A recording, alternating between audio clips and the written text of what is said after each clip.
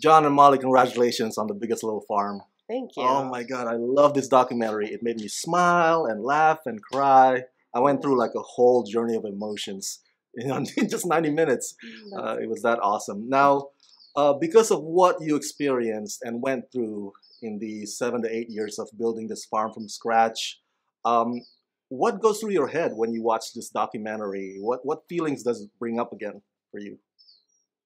For me, it just, you don't actually know your own story very well. You don't think about your own story until you watch it all come together, and then you see the reason why things happen, and you understand meaning and purpose a lot more. For you, John? Yeah, I think it's like, first of all, I remember there was a time when I thought that what we were doing was not actually interesting or worthy of a film. And then I look back and I realized that we went through a lot more than I really gave us credit for. Yeah, it was just it was incredibly profound in that way that I was able to grasp what we had done, because I think we were so like focused on just problem solving, and getting to this point.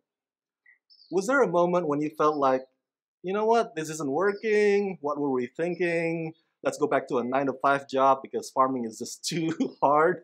And how did you overcome that almost giving up moment? How did you overcome that? There was a lot of like times when we thought like, this is, I should say, I felt like this was just like too much. Like, how are we going to get another, through another 6 months, let alone another few years?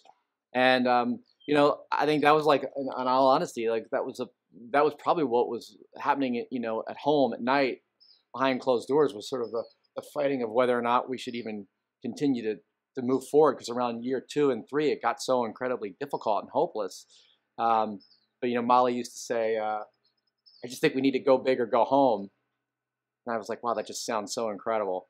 That's exactly what we should do, So we just kept moving forward and adding more complexity to the diversity of the system. And then eventually, we started to see some hope.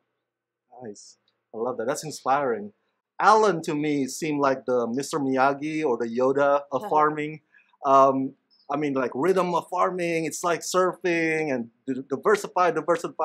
So of all his wise words, what were some of his sayings that where it took you a bit of time to get from doubting Alan a little to, you know what, Alan may have a point here? Let's see.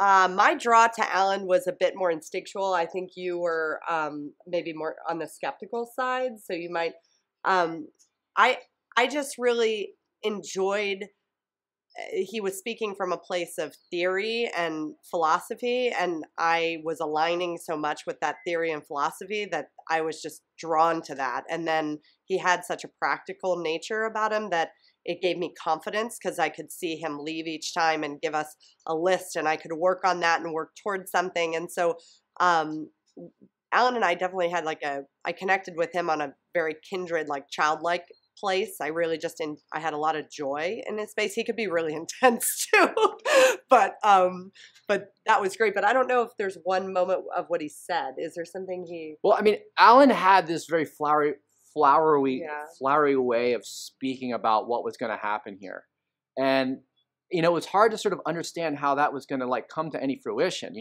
but it was over time, as we started to see the return of a very biologically diverse ecosystem, like wildlife literally coming back and solving problems. Then all of a sudden, all the things that Alan would sort of speak about in sort of visual ways were starting to make sense and fit together. But unfortunately, I don't know that I ever really built this super trust in what Alan was saying until, honestly, he was no longer, a part of the project. Is there a plant that you wanted to have be part of your farm, or a crop, that you haven't had the chance to actually plant and grow it yet here? We grow 250 different things. So are we actually thinking of adding something else? Well, you don't know this, but we just put in a leucuma tree, just one. Oh my gosh. But okay. I was excited about that. It's just one, and it is on the same irrigation cycle as avocado, so it's easy. You just put it right next to an avocado, and it's fine. There is such thing as too much biodiversity. Yeah. When it starts to kill the people, and the spirit of what you're trying to do. I mean, I think But we went. Lacuma makes great ice cream. Oh well, there's the end. He likes ice cream. Yeah, there we go. Okay, no problem. We should get more of that. And on that note, for my fans who want to start building their own farm as well, what should they look out for, or what should they do? I mean, because I'm guessing finding the right location is high on that list of advice, right? There's a lot of different ways to sort of approach what's going to work for you as a farmer, and I think location is important. But I also think that starting with a small amount of land and a few crops. But the most important thing is to focus on the building of soil, and that is using cover crops and thinking about biodiversity as a way to ultimately create an immune system for your farm. But that all starts and ends with the building of soil. John, Molly, thank you so much for talking to me. Congratulations on one of my favorite documentaries of the year. Wow, that's really nice. Thank you. Thank you.